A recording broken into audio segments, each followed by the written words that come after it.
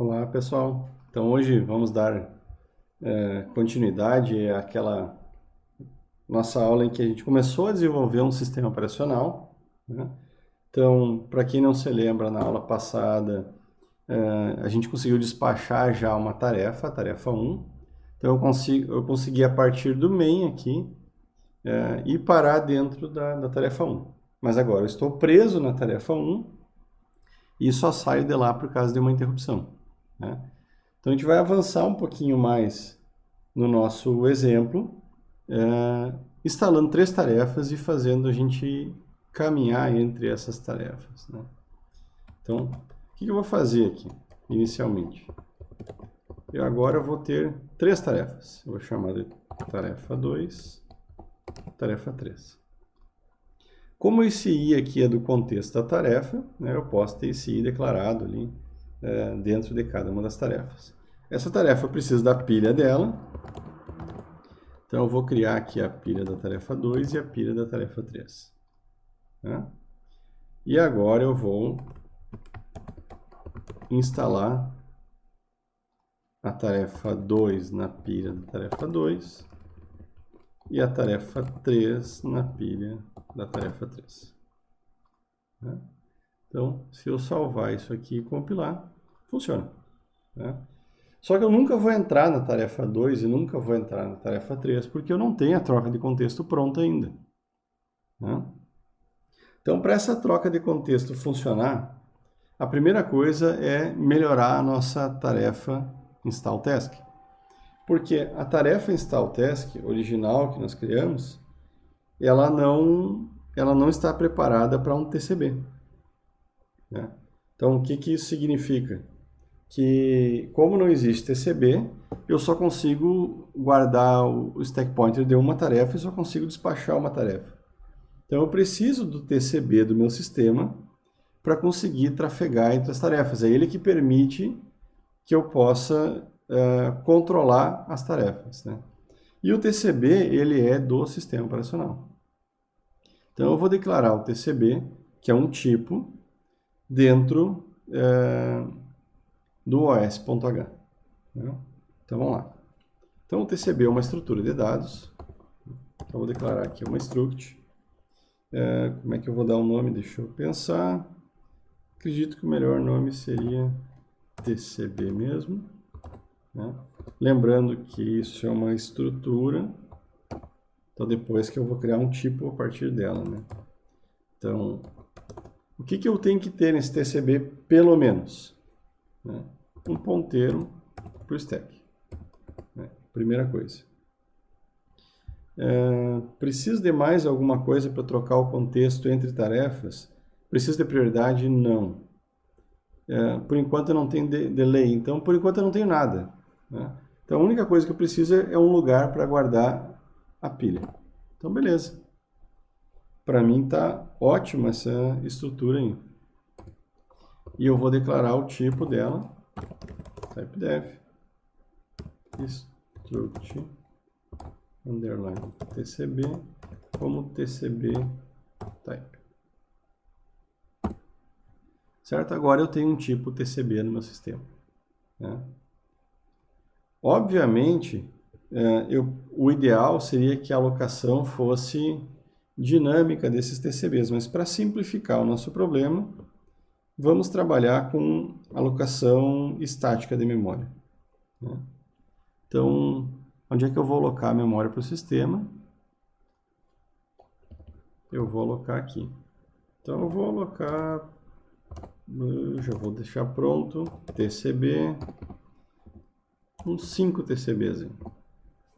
Então, eu consigo instalar até 5 tarefas nesse sistema. Né? Para me ajudar no controle, lembre-se que é um sistema bem simples, tudo estático, né? É só para entender o conceito.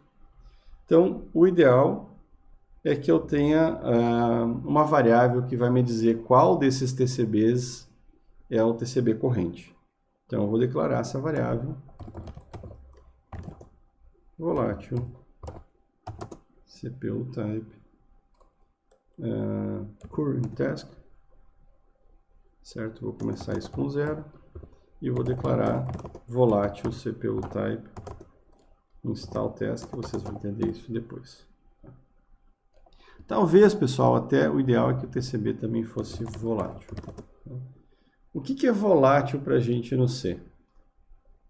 Então, compilar aqui, pronto, TCB identificado. Volátil no C, pessoal, significa que toda vez que eu for utilizar essa variável, ela vai ser carregada novamente da memória. Daí alguém poderia pensar, mas eu vou perder desempenho por usar esse volátil, por que eu usaria isso, né? Porque justamente eu tenho um chaveador de contexto, e isso acontece em interrupções, né? Então, às vezes, por otimização, o compilador pega essa variável, joga num registrador e fica usando o registrador e não a variável da memória. Se acontecer se acontecer essa otimização e eu trocar de contexto, eu não tenho mais o valor no registrador, porque ele não foi atualizado na memória ainda. Então, quando eu uso volátil, eu estou dizendo que toda vez que eu for ter algum tipo de iteração, um teste, eu for ler o valor dessa variável, ela vai ser relida da memória, justamente porque ela é uma variável volátil, que ela pode mudar, por exemplo, nas interrupções. Então, se uma interrupção pode mudar o valor dela, então significa que eu não posso confiar no valor que está no registrador para determinar o valor dessa variável. Eu tenho que recarregar da memória para ter certeza que eu tenho o último valor dessa variável, né? Então, como são variáveis do sistema e o sistema ele vai executar suas funções geralmente em interrupções, né? O ideal é que a gente tenha as variáveis do sistema como variáveis do tipo volátil, né? Bom, então agora que eu tenho um TCB, eu consigo criar a função installTask, né? Posso melhorar essa função, né? Digamos, ela já é criada. Então, em vez de eu copiar diretamente para STK-Temp, agora eu vou ter um TCB, né? E eu vou ter um identificador que eu vou chamar aqui de installTask, né? Então, depois que eu instalar uma tarefa, eu vou fazer, ao final do processo, eu vou fazer um IT++. Então, instalei uma tarefa, IT vale mais um, né? Porque eu tenho mais uma tarefa instalada. Eu vou deixar assim, porque depois esse TCB aqui vai crescer, né? Por enquanto, é um TCB bem simples. Tive um problema aqui, vamos ver qual foi o problema. Tá, mismatch. Ele estava esperando. Isso aqui é um CPU type ponteiro. Talvez eu não tenha botado o ponteiro. Aqui eu coloquei. Desculpa. Erro meu, né? Ponto .stk. Tá? Então, estou copiando para a estrutura do TCB a variável stk. Pronto. O ideal, pessoal, é sempre que a gente for criando o código assim de maneira iterativa é ir compilando pequenos trechos para ter certeza que o código está correto, né? Então, quando eu tenho isso aí, agora eu posso mudar um pouco o meu dispatcher. Agora eu preciso ter talvez até um escalonador, né? Mas agora eu consigo trocar já entre tarefas. Vamos começar primeiro, eu não vou ter escalonador a princípio. Então, eu vou partir do pressuposto que eu vou inicializar na tarefa 0 e depois eu vou ficar trocando de tarefas. Então, ainda não fiz o escalonador. Eu só quero conseguir trocar entre tarefas, de forma bem simples. Então, qual é o próximo passo que eu preciso? Agora eu tenho um TCB guardando as pilhas, né? Então, para eu trocar entre tarefas, eu vou voltar aqui no main, eu tenho que ter uma desistência do processador. Então, eu estou criando um sistema cooperativo, por enquanto. Então, eu incremento, eu faço o meu processamento e eu vou desistir do processador com yield, né? Então, toda tarefa aqui vai usar um yield para desistir do processador. Geralmente, em sistema operacional, esse yield tem várias traduções, pessoal, mas eu posso dizer de maneira bem simplória, que é uma desistência do processador. Eu estou entregando o processador para outra tarefa. Né? Então, é aqui que entra o grande segredo do sistema operacional. O que é o yield? O yield não existe ainda. Então, esse yield, ele vai ser uma interrupção de software. Né? Porque onde é que eu troco o contexto? Eu troco o contexto na interrupção de software. Então, esse yield aqui, ele é uma interrupção de software que a gente vai entrar dentro dessa interrupção e vai fazer a troca de contexto. Né? Então, a gente viu que no HCS08, a interrupção de software, ela é uma instrução SWI. Né? Então, onde é que eu vou fazer isso, pessoal? Como é uma instrução de assembly, ela é um macro, eu vou definir aqui o yield. Né? E o yield é uma instrução de assembly que eu chamo de SWI, Software Interrupt. Né? Eu não preciso ter o ponto e vírgula, porque quando eu botar o ponto e vírgula no yield, ele coloca o ponto e vírgula nessa chamada de assembly aqui. Então, salvei. E agora o yield existe. Né? Pode compilar. Perfeito. Quando eu gerar uma interrupção de software, o que vai acontecer? Provavelmente eu preciso ter o local onde eu processo essa interrupção. Né? Eu preciso ter a função. Né? Então, aonde que eu declaro as interrupções aqui nesse processador? Se eu não me engano, é aqui. Ó. Então, está aqui o vetor de interrupções. E eu tenho um vetor de interrupções aqui, ó, a posição do software interrupt. Tá? Então, eu vou criar aqui uma função, né, uma interrupção, chamado switch context. Né? Acho que fica interessante assim. Então, essa função ela não vai ficar aqui no vetor de reset. Então, eu vou dizer que ela é uma função externa, void, interrupção, né? Não tem parâmetros. Salvei. Tá? Aonde é que vai ficar essa interrupção? Ela vai ficar dentro do port. Porque as interrupções, elas mudam um pouquinho de processador para processador. E nesse processador, com esse compilador, eu preciso usar o interrupt para dizer que eu estou declarando uma interrupção. Vocês já vão ver a diferença do interrupt com uma função normal. Então, eu vou declarar essa função switch context void, que é a minha interrupção de software. Né? Pessoal, a única diferença desse interrupt aqui é que quando esse fecha-chave aqui é compilado, ao invés de compilar uma instrução retorna de subrotina, que é a instrução desse processador, ela vai compilar uma instrução retorna de interrupção. Né? E o retorno de interrupção ele é um pouquinho diferente do retorno da função. Né? Então ele troca a instrução de assembly que equivale a esse fecha-chave. Incrível, né, pessoal? O fecha-chave e o abre-chave têm instruções associadas. Né? Então, para eu trocar o contexto, o que eu preciso fazer? Eu preciso salvar o stack pointer da tarefa anterior. Né? Então, eu vou criar uma macro para isso. Save SP. Porque isso é feito em assembly. Né?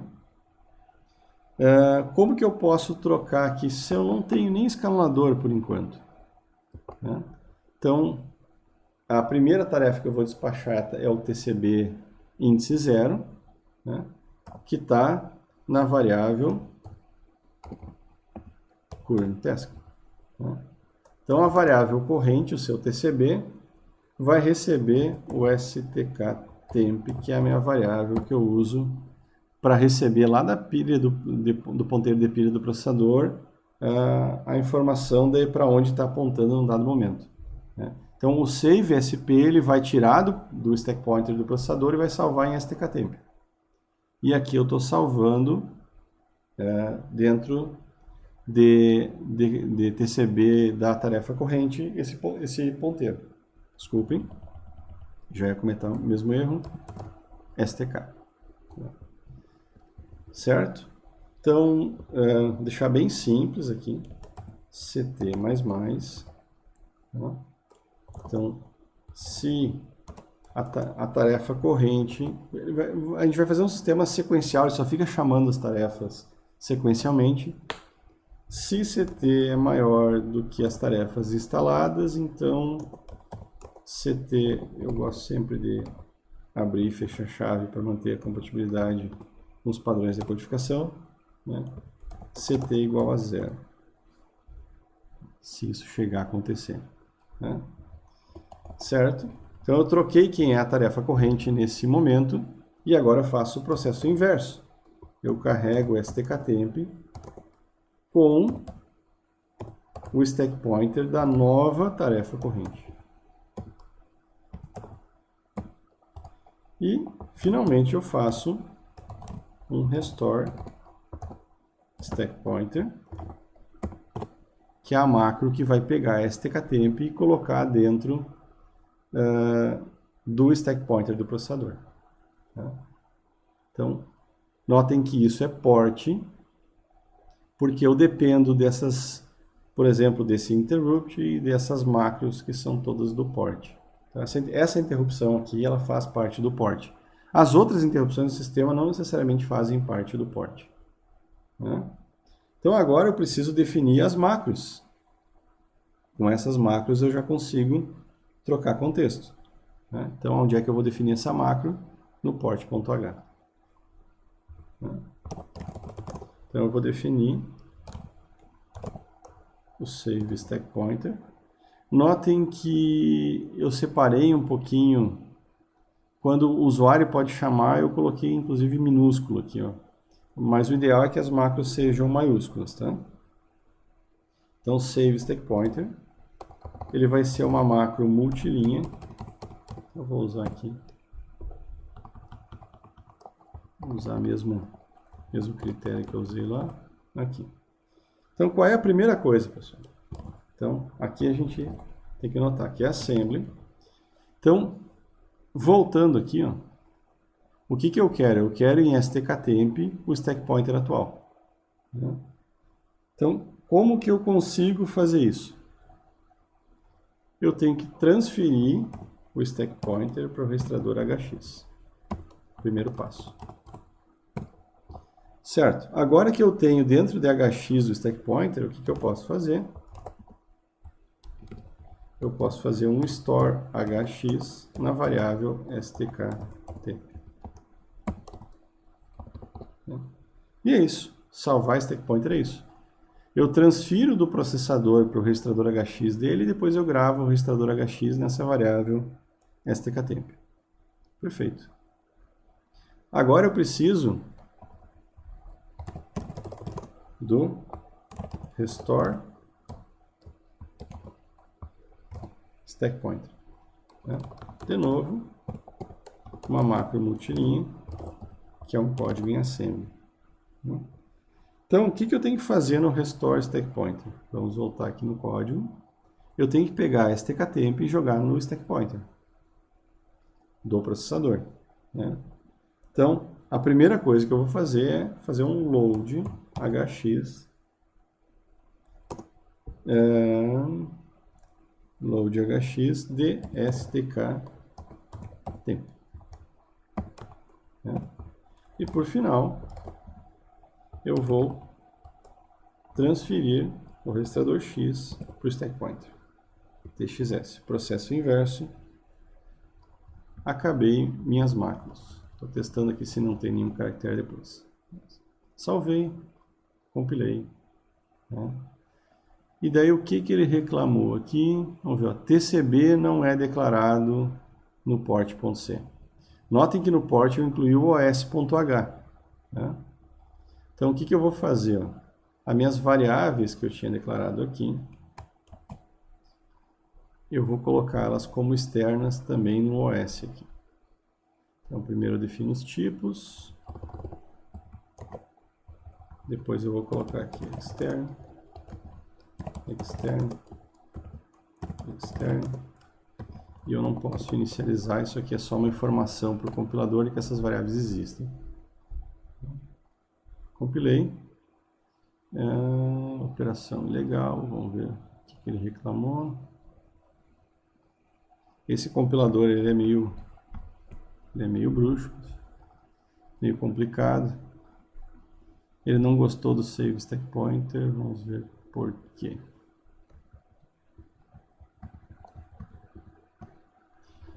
Já sei. STKTemp. Tá? Nem sempre o erro que ele mostra ali é uma coisa tão fácil de... Perfeito. Compilou o código. Tá? Então, voltando aqui à instalação, notem que eu só vou incrementando o IT. Então, eu não tenho ninguém ainda com... eu não tenho aquela variável STKTemp inicializada aqui antes de chamar o dispatcher. Né? Então, eu vou fazer aqui para despachar a primeira tarefa, eu vou fazer que STKTemp vai receber o stack pointer da primeira tarefa. Certo? Então, vamos lá. Então, só notem uma coisa, pessoal. Vou voltar aqui. Notem que eu já estou salvando o stack pointer, restaurando o stack pointer. Mas quando a gente instalou a tarefa, lembrem-se que aquele registrador H ele não era salvo automaticamente quando eu entrava na interrupção e eu tinha que salvar em software.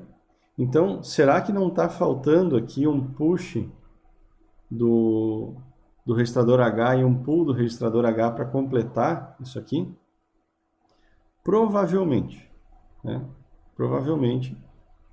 Mas vamos ver o que acontece aqui quando eu executo esse código. Tá? Então, eu já vou ir direto aqui. Eu instalei as 3 tarefas. Vamos rezar para dar certo. Deixa eu me lembrar como é que eu faço o passo de assembly aqui. Ctrl F11.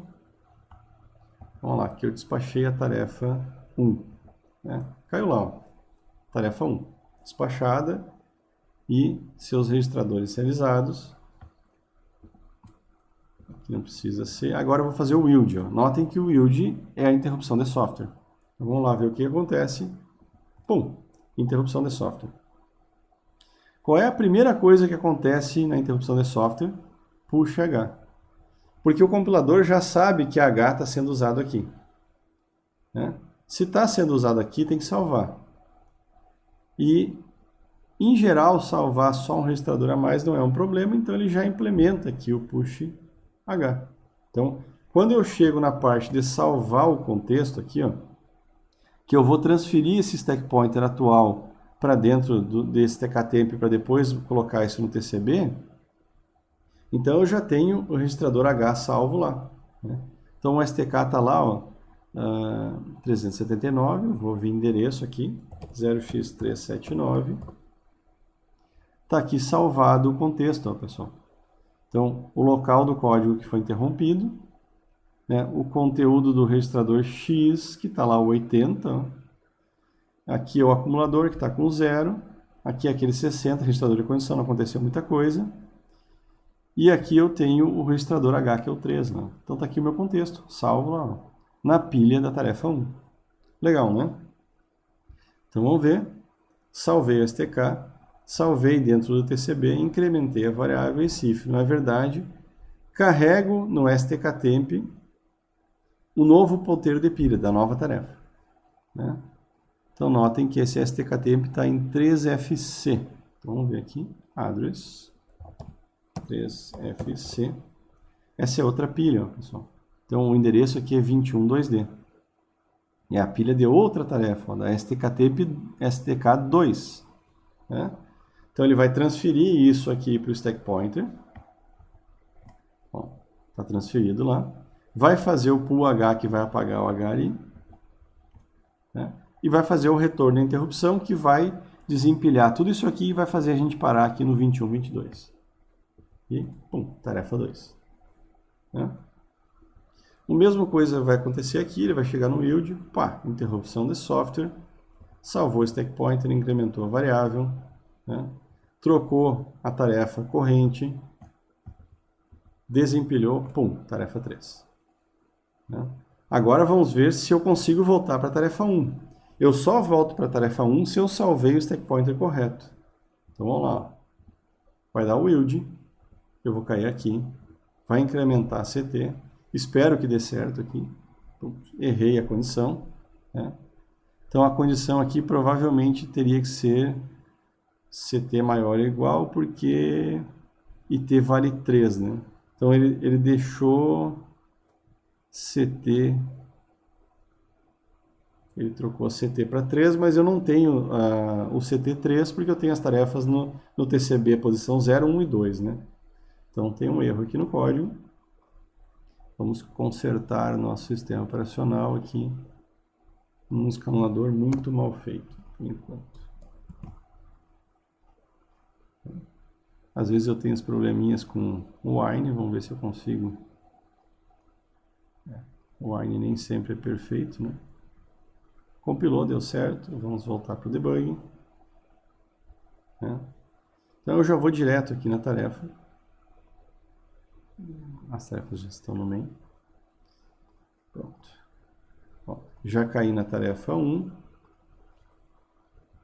Chamei o yield. Vou para a tarefa 2. Chamei o yield. Fui para a tarefa 3. Chamei o yield. Agora eu entro na condição. Agora a tarefa corrente volta a ser a primeira tarefa. Se eu salvei corretamente o stack pointer dela, eu restauro para onde eu estava na última vez e pum, voltei para cá.